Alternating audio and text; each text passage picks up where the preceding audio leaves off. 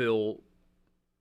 Well, tell me an area of the team that either A, they didn't adequately address in the player acquisition period, portal/recruiting, or just a position group that fans should be concerned about going into this season.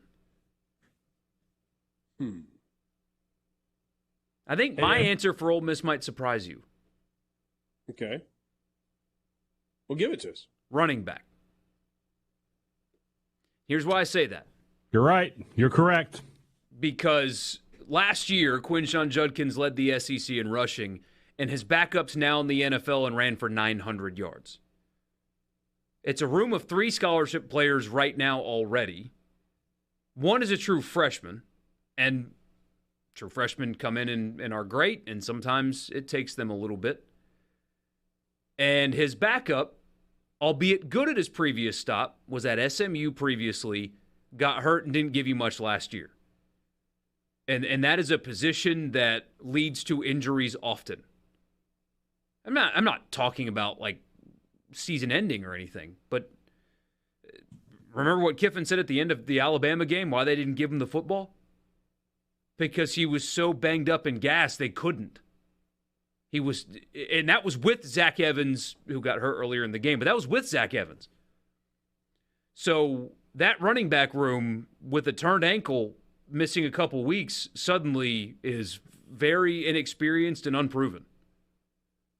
Yeah, and I think it makes the quarterback position all the more important, right? Because you know that the quarterback is going to be part of the running game. And to me, that is the part of the equation that makes the Spencer Sanders is still on the roster really make sense.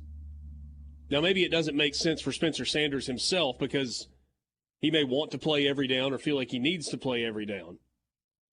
But I think if you go into the season with a healthy Spencer Sanders on your roster, even if Walker Howard is technically the backup, you feel more comfortable about using Jackson Dart extensively in the running game. Does that make sense? It does. Yeah. That's just a thought. I mean, I don't know that that's necessarily the way that Lane Kiffin is thinking about it, the way that Charlie Weiss Jr. is thinking about it. But it's something that at least makes a little bit of sense to me. Hey, Dad, what's the group for Mississippi State that maybe leads you to have some concern? It's got to be the secondary.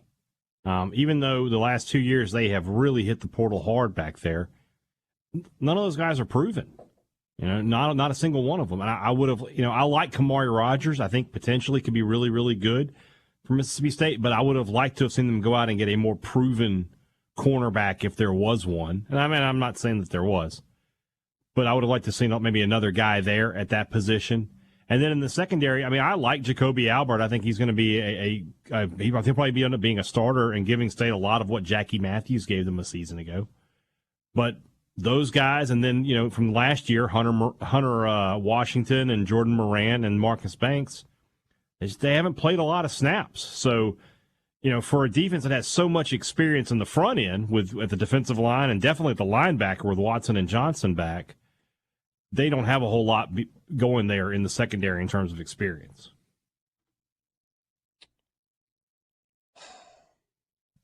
I'm thinking about an area that Ole Miss has had issues in recent years. And that spot is linebacker. And I know there's some pieces there. And I certainly am looking forward to watching the true freshman from Raleigh. Why can I not think of his name? Centarian Perkins come in and what he can be. But last year, Troy Brown was a transfer that was an impact player.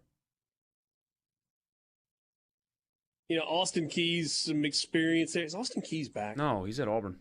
That's right. And they overpaid, but that's a conversation for another day. Yeah, okay. Well, did what they thought they needed to do. And so, what's the linebacker position going to look like? for Ole Miss. So my second question was going to bring up this guy, but they need Monty Montgomery, great name. Mm-hmm. They need him to That be is a great name. They need him to be what he was at Louisville, which was highly productive. Watch some Louisville games. Or I know highlight tapes don't tell a whole story, but he's a quality player. I mean, a really good football player at the Power 5 level. They need him to be that at Ole Miss in the SEC. They need Kari Coleman to stay healthy and take a step, and they need Ashanti Sistrunk to be what Pro Football Focus grades him out to be. Now, he didn't have the volume of snaps last year, but the grades that these people give him are really, really good. He needs to be that more consistently. Yeah. But depth is another turned ankle. Let Monty Montgomery turn an ankle, and suddenly you might be relying on a true freshman to play and play a lot. So they portaled a couple of guys in that spot. Probably could have afforded to add a one or two more just to be safe, but it's kind of thin there.